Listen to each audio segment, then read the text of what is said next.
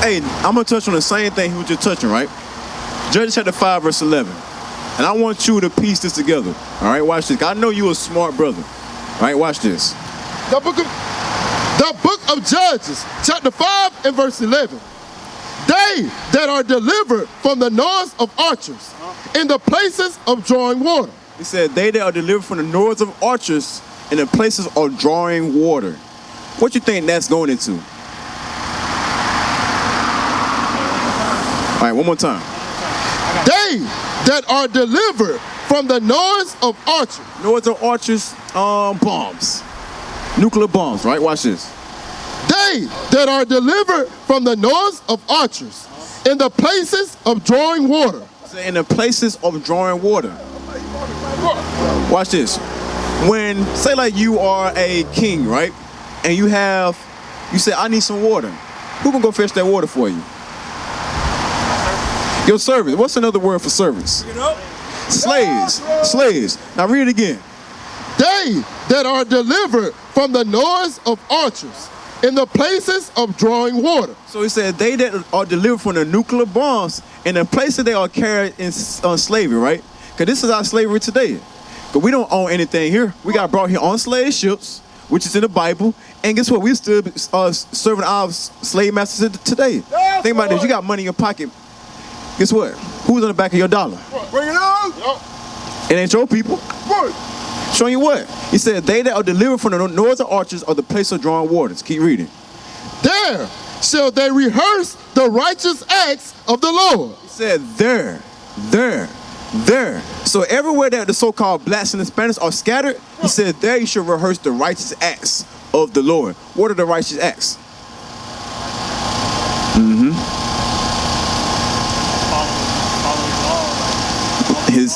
You are correct, my brother. You are correct. Right.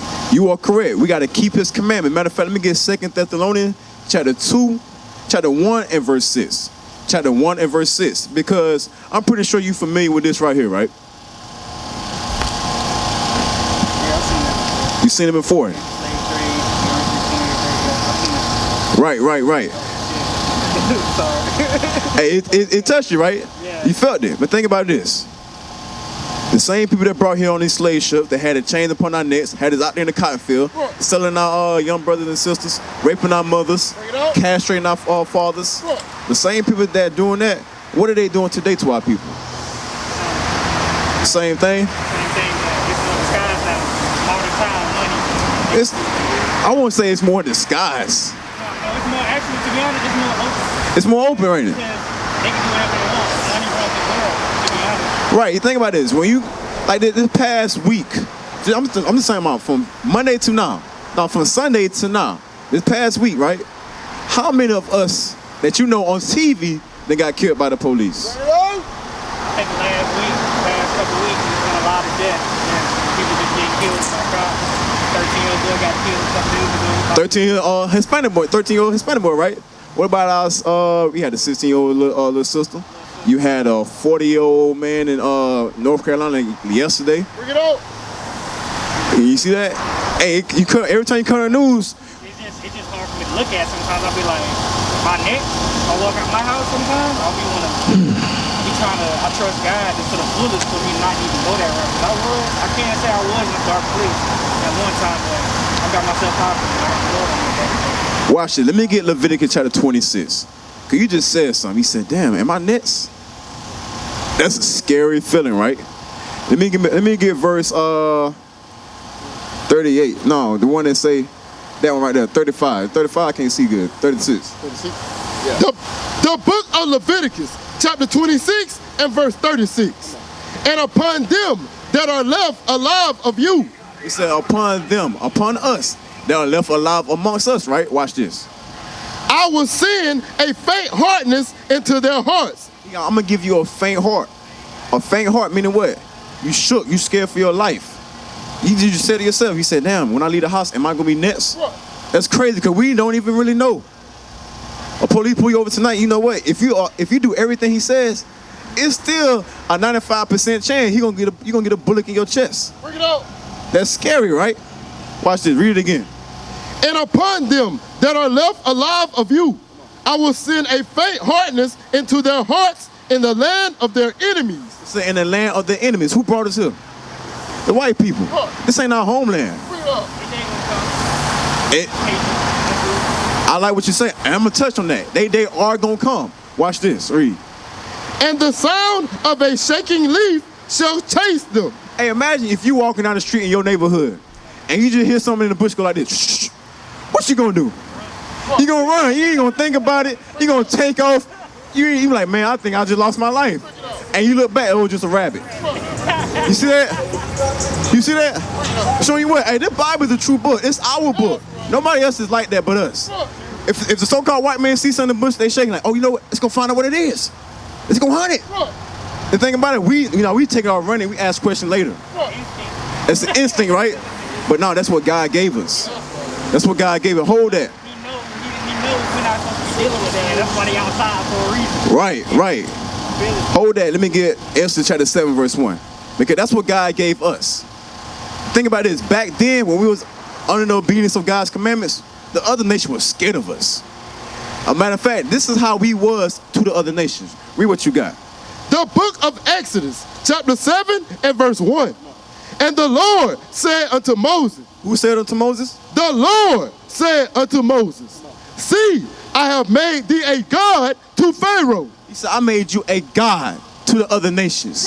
You are a god on this earth. Believe that. Watch this. And Aaron, thy brother, shall be thy prophet. And you are a prophet of God. You got to understand that thing. Now go back. No, matter of fact, give me Joshua chapter 2. I'm thinking like verse 9 or something like that. Joshua chapter 2 and verse 9. Because I said something. I said, when we used to walk the earth under the obedience of God, the other nation was scared of us. Their heart used to be faint. Their heart used to melt, be like water. They couldn't stand up in front of us because they were scared of us. Because they knew what? The Most High God was always with us. Nobody else. Joshua chapter 2. Right there, verse 9. The book of Joshua, chapter 2 and verse 9. And she said unto the men, I know that the Lord hath given you the land. So right, you had our forefather walk into this land, and the woman, she took him in. She said, you know what? Hey, I know the Lord gave y'all this land. I see y'all coming, and I know it's a wrap for us. Watch this. And she said unto the men, I know that the Lord hath given you the land, and that your terror is fallen upon us. He said that your terror. Imagine you walking right down the street right now. You see some white people, they look at you like, you know what? Hey, pay the way for them. That's terror. Cause they know what's up. Watch this. And she said unto them, and she said unto the men, I know that the Lord hath given you the land, and that your terror is fallen upon us, and that all the inhabitants of the land faint because of you. What did it say? All the what?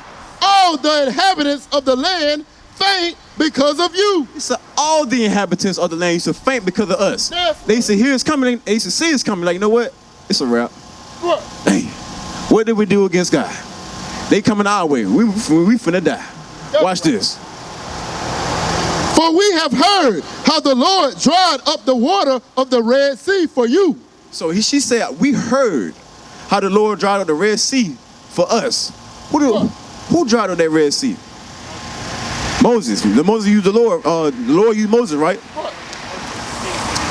Right. And he said for us. When Moses was walking the way through the Red Sea, who were behind him? The Israelites. The Israelites. And think about this. When the Egyptians were chasing us, and once our last little babies and our cattle came across, what happened to the Egyptians that were trying to cross the Red Sea on dry land?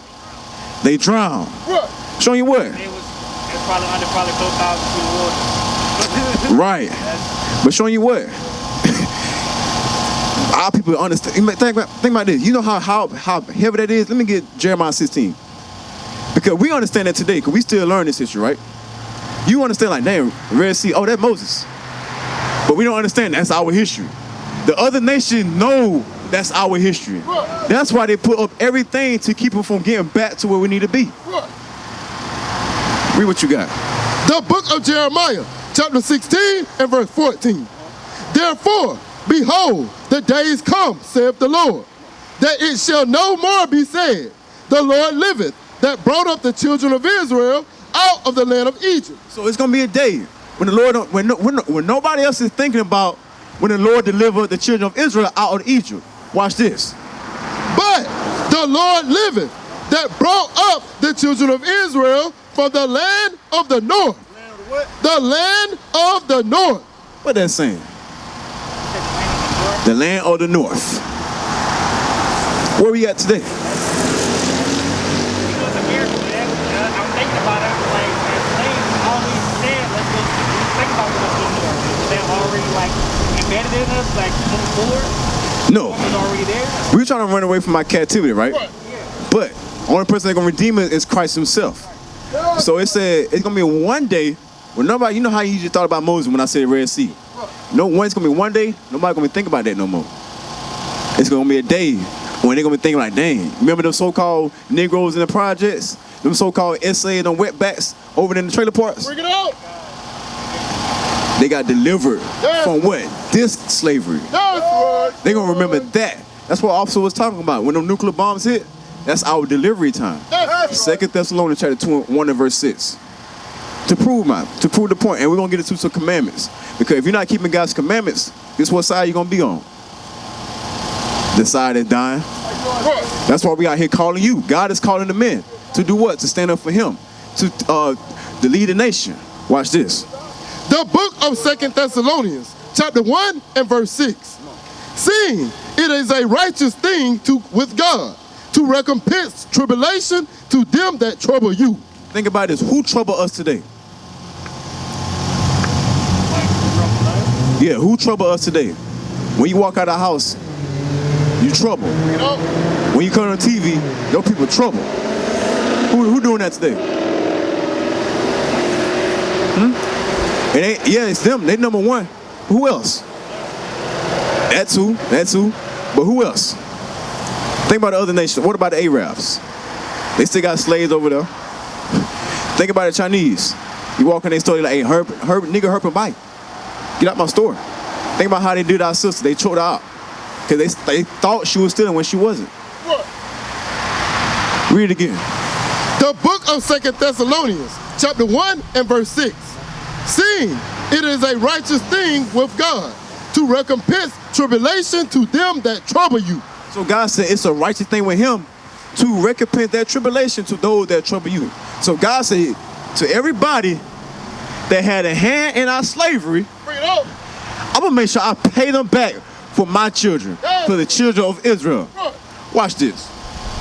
Seeing it is a righteous thing with God to recompense tribulation to them that trouble you, and to you who are troubled. And to you who are troubled. You just said to yourself, when I leave the house, I don't even know if I might be next. You are troubled. Read. And to you who are troubled, rest with us. He said rest with us. Why is that? Because we're keeping the commandments of God in the faith of Christ. That's what it's going into. Now let me get Esther chapter 22 and verse 16. Because you say you're 23. And I'm pretty sure you probably dealt with some women before, right? You got a baby or you got a daughter? You said your girlfriend. Your girlfriend. All right, your girlfriend had your daughter, right? All right, watch this. What happened if you get mad at your girlfriend? You think that baby gonna keep you there? Your girlfriend, right? If you get mad at her, y'all had a bad argument, y'all decide, well, you know what? I can't do this no more.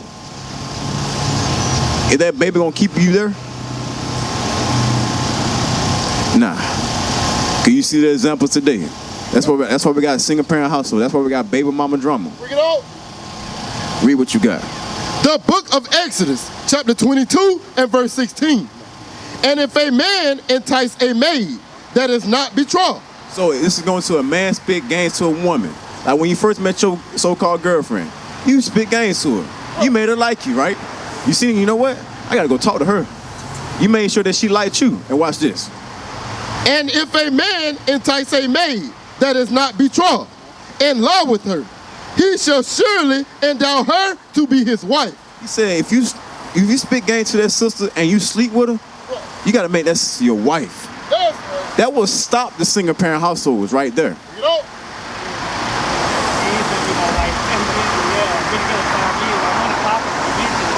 Hey. I've been with her, only person. All right, watch this. Let me get SIRACH chapter 29. Because you said, I want to make her my wife, right? But as a man, there's some things you got to have in order. You got to be able to provide for her and that child. Watch this. The book of SIRACH, chapter 29 and verse 21. The chief thing for life is water and bread and clothing and a house to cover shame. So God gave you the chief thing for life. He said water, because y'all need water to drink, to bathe in, and bread. Y'all need food to eat, clothing. Y'all need clothes on your back, and a house to cover shame. You got to have your own spot. It ain't got to be no big fancy house with a white picket fence. You got to have your own spot. That's right. That's what he's saying. You got to have those type things. Because once we get that in order, let me get 2 Ezra 14 verse 13. And you make her your wife, now you got to work on getting yourself in order. The main thing first is getting yourself in order. You know what I mean? Because how you can't teach them anything if you don't know what the right thing to do. Right. Watch this. The book of 2 Ezra, chapter 14 and verse 13. Now, therefore, set thine house in order. When it says set thy house in order, it's going into yourself first and those in your household. Yourself first and those in your household. Watch this. Now, therefore, set thine house in order and reprove thy people. Comfort such of them as be in trouble. He says set your house in order first. Get yourself right. Then you can correct your brother. Like right now, what we doing? We're helping you out. We are correcting you according to the Bible. It said, and do what? Comfort what? And comfort such of them as be in trouble. Comfort those that are trouble-minded, that be in trouble. Trouble because they're not keeping the commandments of God. That's what we're doing right now. We're showing you what you must do. Let me get Matthew 19 and 16. Matthew 19 and verse 16. Because right here, this is the one thing. This is the main thing we all should know.